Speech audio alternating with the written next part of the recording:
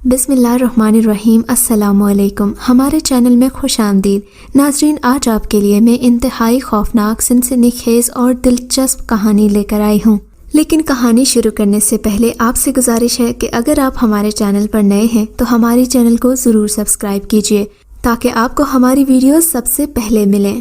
میں اپنے کمرے میں لیٹا ہوا تھا۔ تقریباً 3 بجے اسکول سے آ کر میں گہری نیند سو جاتا۔ میری آنکھ کھلی تو خالہ کی آواز میرے کانوں میں پڑ رہی تھی۔ خالہ میری اماں سے محلے میں آنے والی سعدیہ استانی کے بارے میں باتیں کر رہی تھیں۔ سعدیہ استانی کی دھوم میں پہلے ہی کافی سن چکا تھا۔ ان کے بارے میں ہر کوئی عزت سے نام لیتا اور ان کی تعریف کرتا۔ مجھے سمجھ نہ آ رہی تھی کہ سعدیہ استانی میں آخر ایسی کیا خاص بات ہے کہ مائیں اپنے بچوں کو صرف اور صرف انہی کے پاس پڑھنے کے لیے بھیج رہی ہیں۔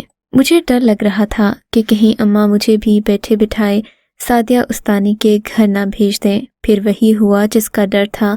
خالہ سعدیہ استانی کی کرامات بتانے لگی۔ اے بہن، میں تمہیں کیا بتاؤں، سعدیہ کے دم سے میرا بیمار بیٹا ٹھیک ہو گیا۔ وہ جو کسی کی ایک نہ سنتا تھا، اب 5 وقت کی نماز پڑھنے لگا ہے۔ میں تو کہتی ہوں سعدیہ کے پاس کوئی جادو کی چھڑی ہے جسے وہ گھماتی ہے اور بچوں کو سیدھا کر دیتی ہے۔ خالہ کے منہ سے یہ باتیں سن کر مجھے اور ڈر لگ رہا تھا، کیونکہ میں بھی بہت شرارتی تھا۔ 10 سال کی عمر میں میں نے ابھی تک نماز شروع نہیں کی تھی، حالانکہ میرے گھر میں اماں ابا سبھی نماز کے پابند تھے۔ بہرحال خالہ نے امی کو کافی کچھ کہہ دیا۔ ان کے جاتے ہی اماں میرے کمرے میں آئیں۔ اٹھو بیٹا، ہمیں سعدیہ استانی جی کے گھر چلنا ہے۔ اماں، آپ کو کیا ہو گیا ہے؟ ہمیں اسکول میں قاری صاحب قرآن پڑھاتے ہیں، پھر آپ سعدیہ استانی کے پاس مجھے کیوں بھیجنا چاہتی ہیں؟ میں نے ذرا سا اصرار کیا تو اماں غصے میں آ گئیں۔ تو بہت شرارتی ہو گیا ہے، میری ایک نہیں سنتا۔ آ لینے دے اپنے ابا کو، تیری ساری شکایتیں ان سے کروں گی تو پھر ہی سدھرے گا۔ اماں نے ابا کا نام لیا تو میں بھی سیدھا ہو کر بیٹھ گیا۔ ابا کے سامنے میری ایک نہ چلتی، جلدی سے چپل پہنی اور باسعادت بچوں کی طرح اماں کے ساتھ چل پڑا۔ اماں مجھے لے کر سعدیہ استانی کے گھر میں داخل ہوئیں۔ گھر میں داخل ہوتے ہی مجھے محسوس ہوا کہ ٹھنڈی ہوا کا جھونکا میرے وجود کو معطر کر رہا ہے۔ اماں بھی حیران سی کھڑی اس گھر کا جائزہ لے رہی تھیں۔ ہم اس سے پہلے بھی اس گھر میں آتے جاتے رہے تھے۔ یہاں پر اس سے پہلے کرایہ دار رہتے تھے جو ہر وقت بھارتی ڈرامے اور فلمیں دیکھتے رہتے۔ یہ لوگ اپنے گھر میں کسی کو نہ آنے دیتے، لیکن سعدیہ استانی اتنی مہمان نواز نکلی کہ آتے ہی انہوں نے بچوں کو بلا کر قرآن پاک پڑھانے کا سلسلہ شروع کر دیا، جبکہ میٹھے چاول بھی بٹوائے۔ لوگ اس نئی کرایہ دار کے آنے سے خوش تھے۔ انہوں نے آتے ہی اپنے سبھی پڑوسیوں کے ساتھ دوستانہ رویہ اپنا لیا۔ چھوٹے بڑے سبھی سعدیہ استانی سے خوش تھے، اور میں جو پہلے سعدیہ استانی کے بارے میں نہ جانے کیا ڈراؤنے خیالات ذہن میں بٹھائے بیٹھا تھا، اب مجھے اندازہ ہوا کہ ان کا گھر بھی بہت خوبصورت ہے۔ خود سعدیہ استانی بھی اچھے اخلاق کی مالک ہیں۔ اماں نے ان سے میرے لیے بات کی، کہنے لگیں، مجھے تو بچوں کو پڑھا کر سکون ملتا ہے، آپ کل ہی اپنے بچے کو بھیج دیجئے۔ وہ مجھ سے بات تو کر رہی تھیں۔ سعدیہ استانی اماں سے باتیں کرنے لگی۔ میں کھیلتے کھیلتے ان کے گھر کو دیکھنے کے لیے اندر آ گیا۔ مجھے یہ جان کر بہت حیرت ہوئی تھی کہ اب یہ گھر یکسر بدلا ہوا لگ رہا تھا۔ جب حامد اور اس کا خاندان اس گھر میں رہتے تھے تو گھر کی حالت قدرے مختلف ہوتی، لیکن اب کمرے کھلے کھلے اور کشادہ معلوم ہوتے تھے۔ سعدیہ استانی جی کے کمرے میں پہنچ کر میں نے دیکھا یہاں پر ایک کھڑکی اور ایک روشن دان تھا۔ میں حیرت سے اس روشن دان کو دیکھنے لگا۔ یہاں پہلے حامد کا کمرہ ہوا کرتا تھا، ادھر کوئی روشن دان نہیں تھا۔ مجھے اچھی طرح یاد ہے، میں اپنے ذہن پر زور دینے لگا۔ میں انہی سوچوں میں گم تھا کہ روشن دان میں مجھے ایک سفید سا سایہ نظر آیا، لگتا تھا جیسے کسی کا نورانی سا چہرہ ہو۔ میں نے چونک کر اس طرف دیکھا تو سایہ ایک دم غائب ہو گیا۔ میں حیرت سے روشن دان کے باہر کی جگہ کو دیکھنے لگا۔ ایسا لگ رہا تھا جیسے یہ کوئی سبزہ زار ہے اور یہاں آگے کوئی اور ہی جہاں آباد ہے۔ اس سے پہلے کہ میں روشن دان کو مزید دیکھتا، اماں نے مجھے آواز دے دی۔ مجبوراً مجھے اس کمرے سے نکلنا پڑا۔ سعدیہ خالہ نے अम्मा की खूब खातिर मदारत की थी। अम्मा तो उनके कदमों में बिछी जा रही थीं, जबकि मुझे भी इस कमरे में दिलचस्पी का सामान मिल गया था। मैं अम्मा के साथ खुशी खुशी घर आ गया, लेकिन मेरे जहन में वो कमरे का रोशनदान अभी तक समाया हुआ था जिससे मैंने एक साए को आते देखा था। मैं उसके बारे में सोचता तो उतना ही पुरजोश होता चला जाता। मैंने ऐसी दुनिया और जहां के बारे में अक्सर कहानियों में पढ़ा था, लेकिन कभी ऐसा तजुर्बा मेरे साथ हकीकी ज़िंदगी में नहीं हुआ था। अम्मा ने मुझे अगले दिन स्कूल से आने के बाद अच्छी तरह तैयार करके सादिया उस्तानी जी के घर भेज दिया। मेरे हाथ में नूरानी कायदा भी था। मैं खुशी खुशी उस्तानी जी के घर दाखिल हुआ। ये देखकर मुझे खुशी हुई कि वहाँ मेरी तरह मोहल्ले के बाकी भी बच्चे थे जो अपने हाथों में नूरानी कायदा लिए बैठे थे। उस्तानी जी स्याह रंग के तख्त पोश पर बैठी थीं। वो किसी गहरी सोच में गुम लग रही थीं। उनके चेहरे से नूर ही नूर छलक रहा था। सब बच्चे एक ही आवाज़ में नूरानी कायदा पढ़ रहे थे। इन्होंने सभी को एक सबक शुरू करवा रखा था। मैं भी डरता डरता नीचे सब बच्चों के साथ बैठ गया। सादिया उस्तानी आंखें बंद किए ज़ेरे लब कुछ बुड़बुड़ा रही थी। मैं बाकी बच्चों के साथ मिलकर वही सबक पढ़ने लगा जो उस्तानी जी ने सबको याद करने के लिए दिया था। थोड़ी देर गुजरी, उस्तानी जी ने आंखें खोली और मुझे देखने लगीं। मैं घबरा कर खड़ा हो गया। इन्होंने मुझे अपने पास बुलाया और प्यार से पूछने लगी, बेटा आपका नाम क्या है? मैंने अपना नाम मोहम्मद अली बताया। इन्होंने मेरे सर पर हाथ फिरा और कहने लगी, मोहम्मद अली बेटे, यहाँ कोई शरारत मत करना, वरना तुम्हारी शरारत तुम्हें महंगी पड़ सकती है। हाँ, लेकिन अगर तुम मेरे साथ रहते हुए कुरान पाक मुकम्मल करते हो तो मैं तुम्हें एक ऐसा इनाम दूंगी कि तुमने कभी न सोचा होगा न कभी देखा होगा। सादिया उस्तानी के मुंह से ये बात सुनकर मैं हैरान ही रह गया। उस्तानी जी, वो क्या तोहफा होगा? मैंने बेताबी से पूछा। ऐसे नहीं बताऊंगी, पहले तुम कुरान पाक मुकम्मल कर लो, उसके बाद वो तोहफा तुम्हारा इंतज़ार कर रहा है। उस्तानी जी ने अपने कमरे की तरफ देखते हुए कहा, जहाँ से बददस्तूर वो सफ़ेद रोशनी निकल रही थी जो मैंने उस दिन रोशनदान से आते देखी थी। मैं खामोश होकर बैठ गया, लेकिन मेरा दिल उसी कमरे की तरफ अटका हुआ था जहाँ से मैंने वो सफ़ेद रंग का साया अंदर आते देखा था। आज तो मुझे उस कमरे में जाने का मौका नहीं मिला, लेकिन सादिया उस्तानी का कहना था कि कल से वो अपने कामों में मसरूफ़ हो जाएंगी।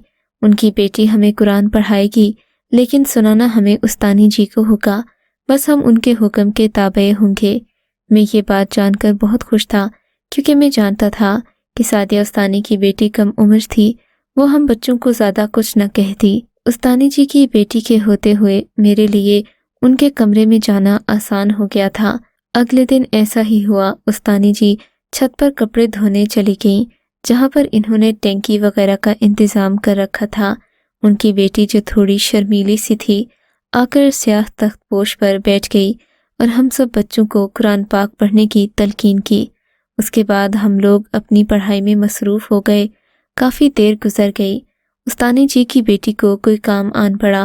वो तख्त पोश से उठकर अंदर किचन में चली गई। यही मौका अच्छा था। मैंने अपने दोस्त से बहाना किया, अपना नूरानी कायदा उसे दिया और खुद जल्दी से उस कमरे की तरफ भाग गया जहाँ से मैंने रोशनी को आते देखा था। कमरा बहुत खूबसूरत और खुशबूदार था। इससे मुझे एक अलग ही किस्म की कशिश होती। मैं जल्दी से कमरे में दाखिल हो गया। उस्तानी जी छत पर थीं। मुझे कोई झिझक नहीं थी, लेकिन कमरे में दाखिल होते ही मेरी आंखें फटी की फटी रह गईं। मेरे सामने एक इंतहाई खूबसूरत लड़की बैठी थी। उस लड़की ने स्याह रंग का लिबास पहना हुआ था। उस पर सुर्ख रंग की चादर और सुर्ख रंग के मोतियों वाला हार जो उसकी खूबसूरती को बढ़ा रहा था। मैं उसे देखता तो देखता ही रह गया। हालांकि उस वक्त मैं एक बच्चा था। मैं उन बातों को नहीं समझता था जिन्हें आज समझता हूँ, लेकिन उस लड़की के हुस्न को देखकर मैं ठटक गया था। ऐसा लगता जैसे वो किसी खूबसूरत दुनिया की बासी हो। उसे देखते ही मैं कहीं खो गया था। तुम कौन हो लड़की? मैंने उससे पूछा तो वो मुस्कुराकर कहने लगी, मैं यहीं रहती हूँ। तुम बताओ, तुम कहाँ से आए हो? मैं तुम्हें रोज़ाना पढ़ते देखती हूँ। तुम बहुत खूबसूरत और अच्छे लगते हो। क्या तुम मेरे दोस्त बनोगे? उसने अपना हाथ आगे बढ़ाते हुए कहा। میں تو جیسے اس کے سحر میں کھو ہی گیا تھا۔ فوراً اپنا ہاتھ اس کے ہاتھ میں دے دیا۔ کیوں نہیں، مجھے تم جیسے بچے ہی تو پسند ہیں۔ ہماری دوستی ہو جائے گی، میں تمہیں کسی ایسی جگہ پر لے جاؤں گی جو تم نے کبھی سوچی نہیں ہوگی۔ بس میں تمہیں جو کہوں گی تم نے وہی کرنا ہے۔ تم میری بات مانو گے تو میں تمہارے لیے آسانیاں پیدا کروں گی۔ لڑکی کی بات سن کر میں حیران ہو گیا۔ اس نے بظاہر جو باتیں کی تھیں ان میں اتنی گشت تھی کہ مجھ جیسا 10 سالہ بچہ کچھ بھی کرنے کو تیار ہو جاتا۔ میں نے اس سے وعدہ کر لیا اور وہ بھی مجھ سے بات کرنے کے بعد کہیں کمرے میں ہی غائب ہو گئی۔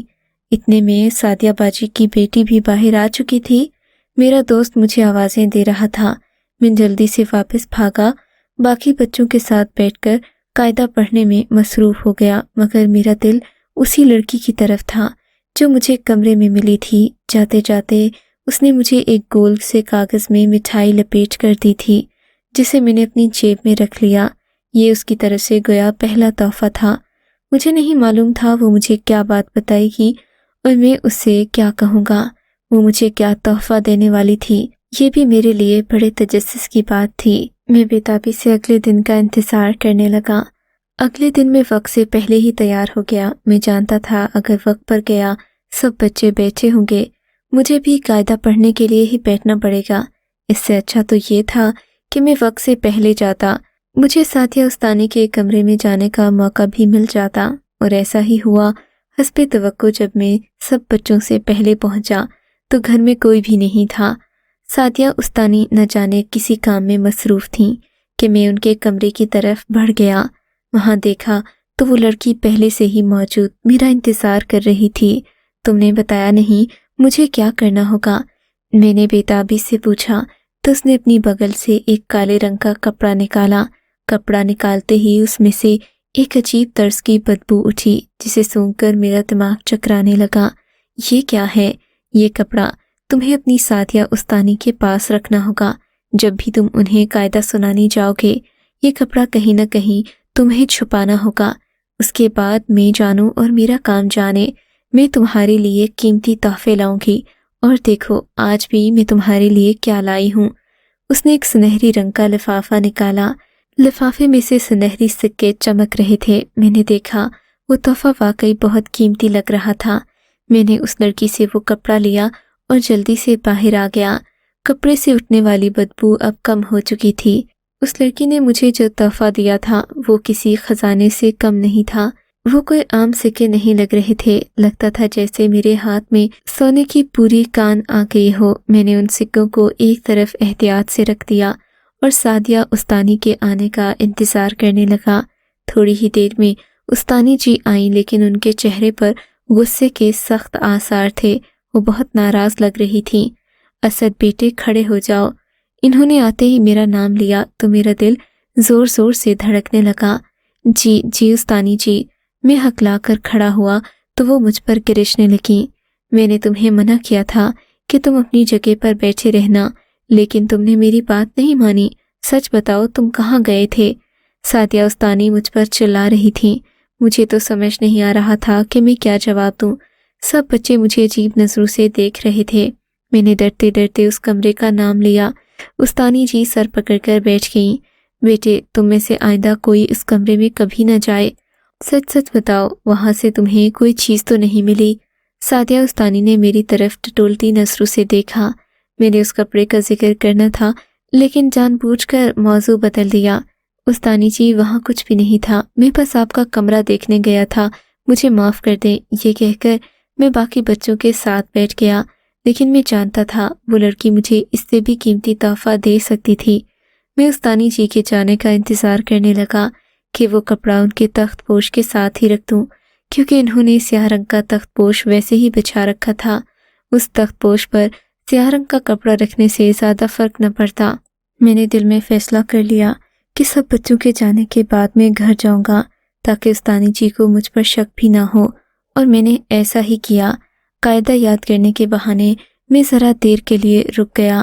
جب سب بچے چلے گئے تو میں دھیرے سے اٹھا اور وہ کپڑا استانی جی کے تخت پوش کے پاس رکھنے ہی لگا تھا کہ گرجدار آواز میرے کانوں میں پڑی، بیٹا تم باز نہیں آئے، میں نے تمہیں منع بھی کیا تھا، یہ کیا کر رہے ہو تم؟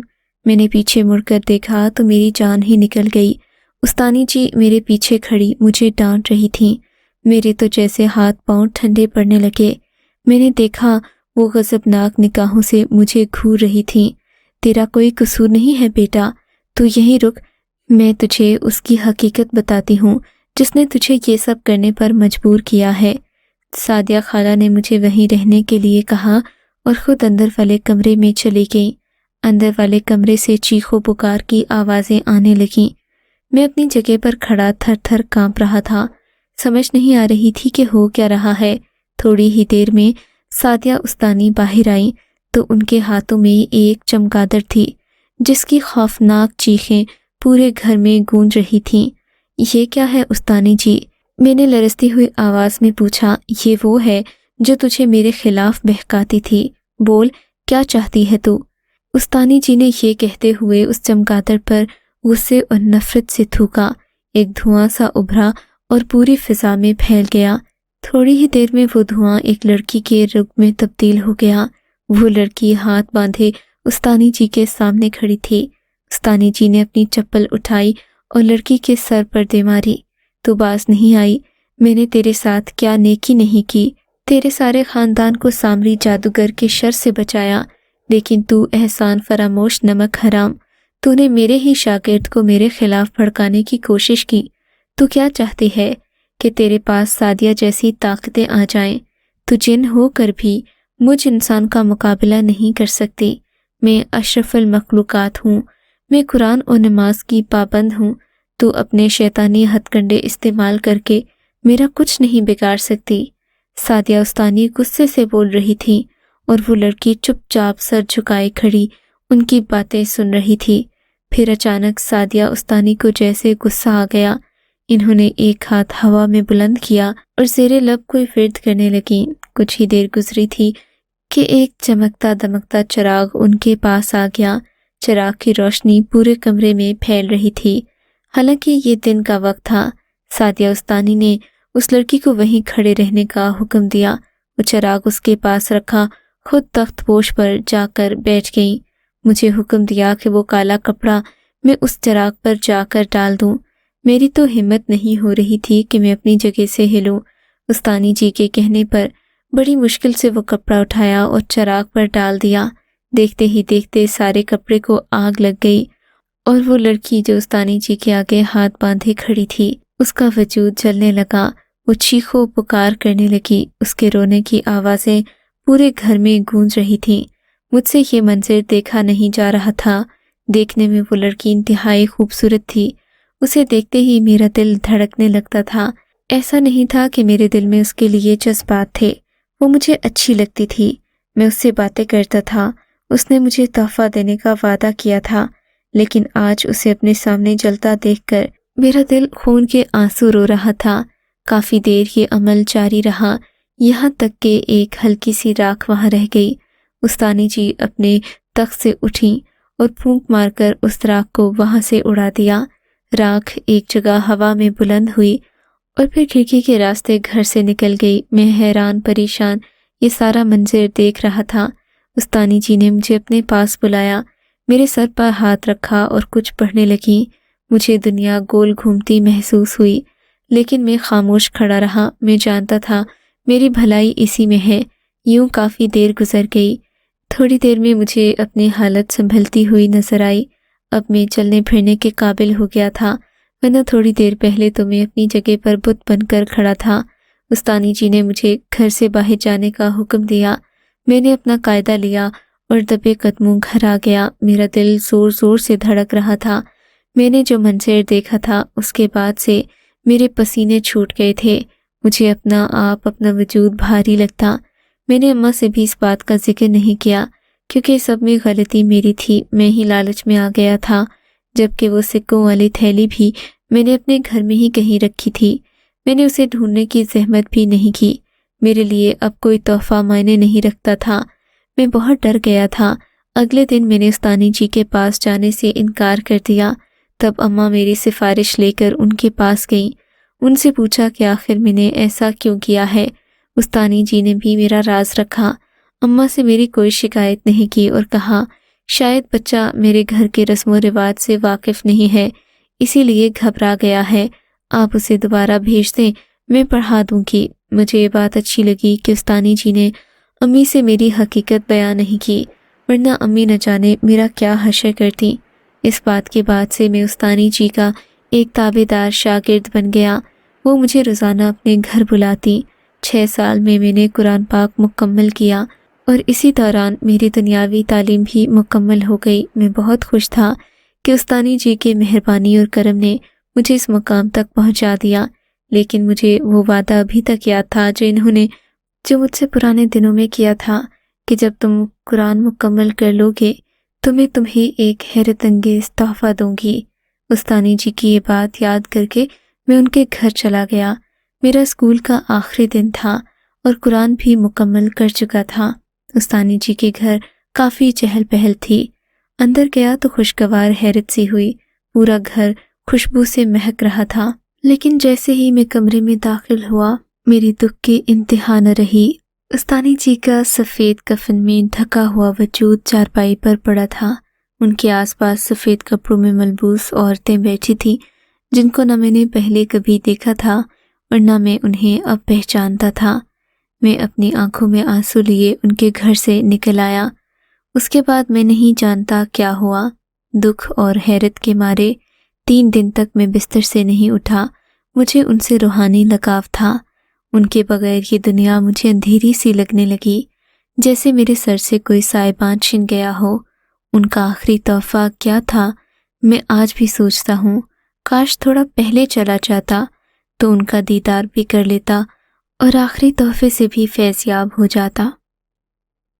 اگر آپ کو یہ کہانی اچھی لگی ہے تو اس ویڈیو کو لائک کیجیے اور اس طرح کی مزید ویڈیوز دیکھنے کے لیے ہمارے چینل کو سبسکرائب کیجیے۔ اور ہاں، اگر آپ کی کسی دوست، رشتہ دار یا بہن کے ساتھ خدا نہ کرے ایسا کوئی واقعہ پیش آیا ہے تو ہمیں کامنٹ سیکشن میں اس کے بارے میں ضرور بتائیے۔